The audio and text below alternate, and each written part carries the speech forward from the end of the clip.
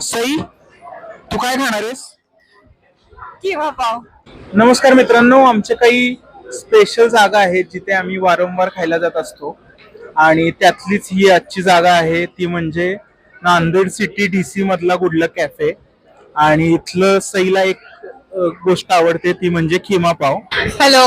आम्ही नेहमी इथे येतो खिमा पाव खायला आणि इथला खिमा पाव खूप सुंदर आहे. जर तुम्ही नांदेड सिटी मध्ये आलात कधी तर नक्की इथं ट्राय करा. इथला खिमा पाव अप्रतिम आहे.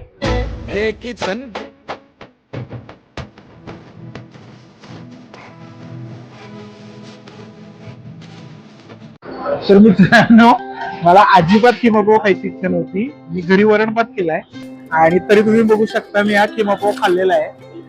तुम्ही म्हणाल मग ऑर्डर कशाला केला, तर ऑर्डर केलेला नाही, एकच खिमा पाव ऑर्डर केला होता. पण बायकोनी निम्मा खाल्ल्यानंतर बायकोचं पोट भरलंय आणि त्यानंतर राहिलेला खिमा पाव हा जबरदस्तीने मला खायला लागलाय. तर हे असंच असतं लग्न झाल्यानंतर. त्यामुळे हॉटेलला गेल्यानंतर बायकोची भूक बघून ऑर्डर करा, म्हणजे तुमची भूक ऑटोमॅटिक भागून जाते.